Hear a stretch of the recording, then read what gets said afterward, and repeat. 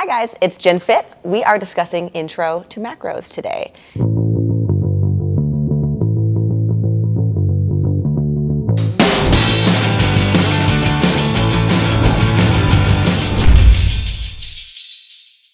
It's become a little bit more of a buzzword lately. People are leaning away from the calories in, calories out. You might have seen that called CICO, C-I-C-O.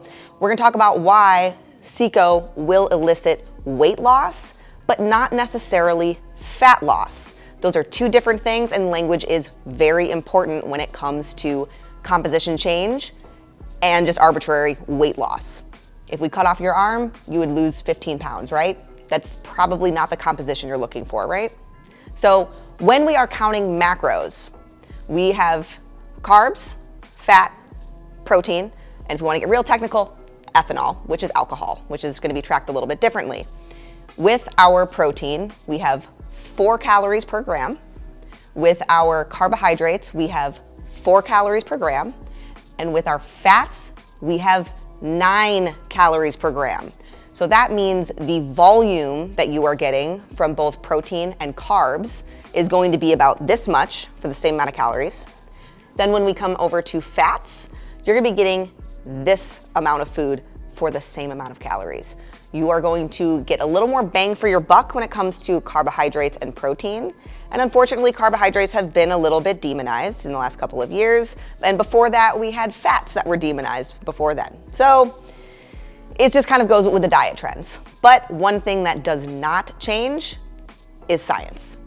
If we take about body weight for your protein, approximately, or desired lean body weight, and we try to hit that number, so let's say someone is 150 pounds, they want to be 130 pounds, we're going to put their protein goal at 130 grams per day. If you are exercising regularly, you should be eating a moderate to high amount of carbs. If we want to get really fancy with it, we can do a little bit of carbohydrate timing with some intra-workout, which could just be something as simple as some glucose and some salt in some water. Or if you want something that tastes a little bit better, Gatorade. Most women are getting about 60 grams of protein a day, which is enough to get by, but that is not what's going to change your body composition. We want to increase the protein. The carbohydrates will increase and fluctuate with exercise. And the fats are usually what we can manipulate in order to bring us into a deficit, maintenance, or surplus. Those sound exactly what they are. Deficit means losing weight, maintenance means staying the same, surplus means gaining weight. Pretty simple stuff once you kind of break it down and have someone explain it to you. So with protein, it's gonna stay relatively static. Carbohydrates will fluctuate from rest days to training days. Fats will be manipulated up or down in order to elicit fat loss that we are looking for. So just having a very basic idea of what macros are can be really helpful in structuring the food that you're bringing in each day. Oftentimes what I hear a lot of clients say is they go, well, I'm not hungry in the morning, so I'm not gonna eat breakfast. I'm gonna slam a coffee on an empty stomach, eat nothing until lunch. They have 1 slice of pizza. Then at dinner, they get home, they stand in front of the cupboard and just eat a bag of chips because they're starving. So what we want to do instead of those short windows of binging, for lack of a better word, is going to be eating more regularly through the day. If there is one small actionable step you can take from this video, please don't drink coffee on an empty stomach. Have something, have a banana, just a little bit of something to coat your stomach so that cortisol doesn't spike, which is going to make it a lot harder to lose fat. Now, that being said, these are all just very general guidelines. All bodies are very, very different and respond to different things. You might have to do a little trial and error and figure out what works for you. Personally, a higher carb approach has worked really well for me, but what works for me might not always work for you. You might want to play and experiment with, more moderate fats and lower carb. I have a taste for fattier foods like avocado and nut butters, but I know that my body responds better to carbohydrates. The world's not fair. So lastly, people get really wrapped up on nutrient timing. Oftentimes they're missing the forest for the trees.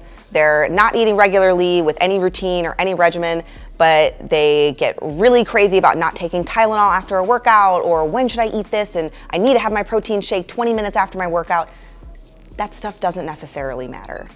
Once you are in a regular routine and you are hitting your macronutrients between 90 and 100% every day for several weeks, then we can maybe start looking at that timing. The biggest thing that would make a difference as far as timing goes would be those intra-workout carbs, some Gatorade, even a Rice Krispie treat beforehand. There's nothing particularly special about a Rice Krispie treat. It is a lower fat, higher carb, really quick source of energy before you hit your workout. Those would be the biggest things as far as timing goes. Now, if there's some hormonal dysfunction, then we need to start looking a little bit closer at that coffee timing in conjunction with some food. But most people just need a little bit more regimen. People tend to get really overwhelmed when they want to start overhauling their habits and think they need to change everything overnight. You don't need to do everything overnight. It can be small, sustainable changes, just like eating a banana before you have your coffee.